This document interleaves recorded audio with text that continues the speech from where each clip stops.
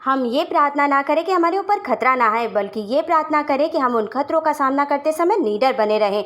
ऐसा कहना था इतिहास के महान कवि और लेखक गुरुदेव रविंद्रनाथ टैगोर का, क्योंकि वे जानते थे कि जब तक जीवन है तब तक कठिनाइयाँ और खतरे तो आते रहेंगे, लेकिन हम उन बाधाओं को कैसे पार करते हैं ये सबसे ज़्यादा ज़रूरी है। भारत में शायद ही ऐसा कोई होगा जिसने गुरुदेव रविंद्रनाथ टैगोर का नाम ना सुना हो। अधिकतर लोग रविंद्रनाथ टैगोर को सिर्फ इसलिए जानते हैं क्योंकि उन्होंने हमारे राष्ट्रीय गान की रचना की थी, लेकिन रविंद्रनाथ टैगोर एक ऐसी महान शख्सियत हैं जिनके बारे में जानकर हर हिंदुस्तानी का सीना गर्व से चौड़ा हो जाता है। स्कूल और कॉलेज की पढ़ाई उन्होंने बीच में छोड़ दी थी। बचपन में इंग्लिश सब्जेक्ट से उन्हें कुछ खास लगाव भी नहीं था, लेकिन आज उनकी गिनती 20वीं सदी के सबसे महान साहित्यकारों में की जाती है। वे ना सिर्फ एक कवि और लेखक थे, बल्कि social reformer, painter, artist, music composer, traveller और ग्रेट इंडिपेंडेंट लीडर भी रहे। हेलो एवरीवन, मैं आकृति अग्रवाल आज आपके सामने एक नया वीडियो लेकर उपस्थित। अपने आज के वीडियो में हम जानेंगे गुरुदेव रविंद्रनाथ टैगोर के बारे में। तो चलिए बिना देर किए वीडियो को शुरू करते हैं और जानते हैं इस बारे में डिटेल में। गुरुदेव रविंद्रनाथ टैगोर का जन्म 7 मई 1861 को बंगाल के एक ब्राह्मण परिवार में हुआ था। उनका परिवार उस समय के भारत के सबसे समृद्ध खानदानों में माना जाता था। उनके परिवार को ठाकुर कहा जाता था, लेकिन अंग्रेज ठाकुर शब्द को ठीक से प्रोनाउंशिएट नहीं कर पाते थे, इसलिए उन्होंने टैगोर नाम रख दिया और उसके बाद से ही रविंद्रनाथ सहित उनके परिवार को टैगोर खानदान के नाम से जाना जाने लगा। रविंद्रनाथ टैगोर के दादा द्वारकानाथ टैगोर एक महान इंडस्ट्रियलिस्ट और बिजनेसमैन हुआ करते थे। उनके इंश्योरेंस, कोल माइनिंग और सिल्क सहित कई व्यापार चला करते थे, इसलिए ब्रिटेन के बड़े बड़े अधिकारी और महाराजाओं के साथ उनका उठना बैठना था। रविंद्रनाथ टैगोर के पिता का नाम देवेंद्रनाथ टैगोर था, जिनकी रुचि व्यापार में कम और अध्यात्म में ज़्यादा हुआ करती थी और इसी वजह से वह धर्म कर्म के कार्यों में व्यस्त रहते थे।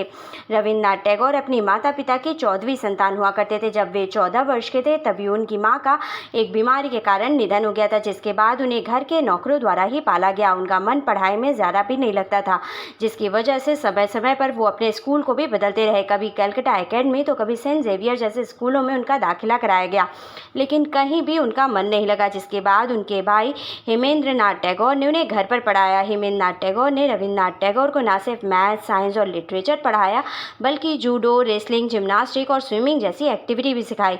इन सब के लिए अलग अलग ट्यूटर रखे गए थे। इतना ही नहीं, बंगाल के महान म्यूजिशियन जैसे जादूनाथ भट्टाचार्य रविंद्रनाथ टैगोर को संगीत सिखाने आया करते थे। जादूनाथ भट्टाचार्य ने ही भारतीय राष्ट्रीय गान की धुन को कंपोज किया था। जब रविंद्रनाथ टैगोर 12 वर्ष के हुए तो उनके पिता ने उन्हें सेल्फ डिस्कवरी का ज्ञान देना शुरू किया।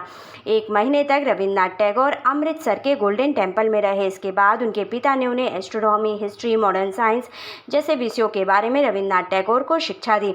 रविंद्रनाथ टैगोर के घर में भी सभी लोग काफ़ी शिक्षित हुआ करते थे। कोई महान लेखक था तो कोई पेंटिंग किया करता था।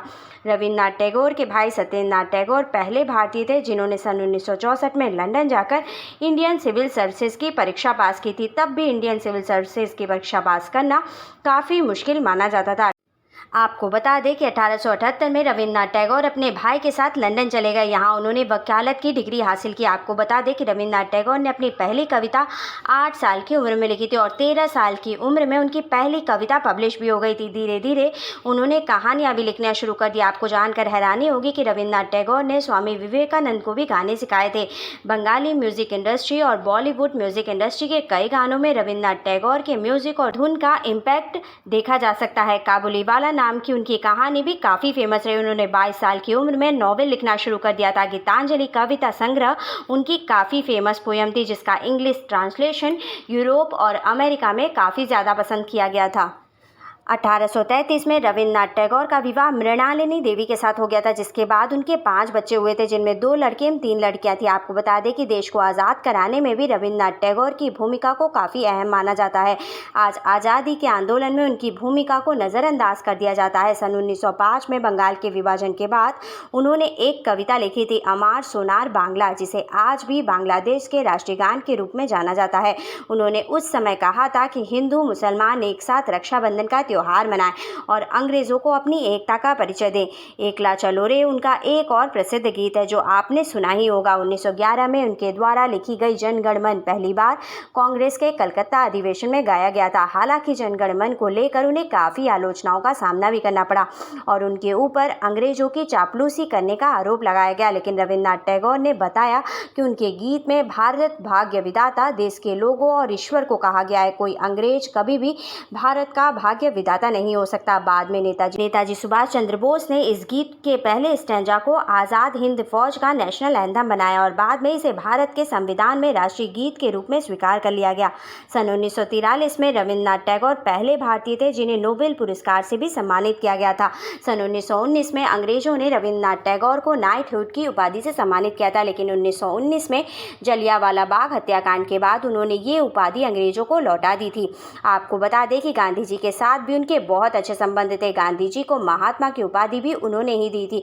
वहीं गांधी जी ने रविन्द्रनाथ टैगोर को गुरुदेव की उपाधि दी थी। नेताजी सुभाष चंद्र बोस को रविन्द्रनाथ टैगोर ने देश नायक का टाइटल दिया था। 7 अगस्त 1941 को 80 साल की उम्र में रविन्द्रनाथ टैगोर ने अपनी अंतिम सांस ली और दुनिया को हमेशा के लिए अलविदा कह दिया, लेकिन उनके महान विचार, महान साहित्य, कविताएं और उनके आदर्श आज भी जिंदा है जो उन्हें सदियों तक अमर बना के रखेंगे और लोगों को प्रेरणा देते रहेंगे। रविन्द्रनाथ टैगोर ने अपने जीवन में 2200 से अधिक गाने लिखे, 2300 से अधिक आर्ट वर्क और पेंटिंग उनके द्वारा बनाई गई। ना जाने कितनी कहानी और कविताएं रविन्द्रनाथ टैगोर ने लिखी।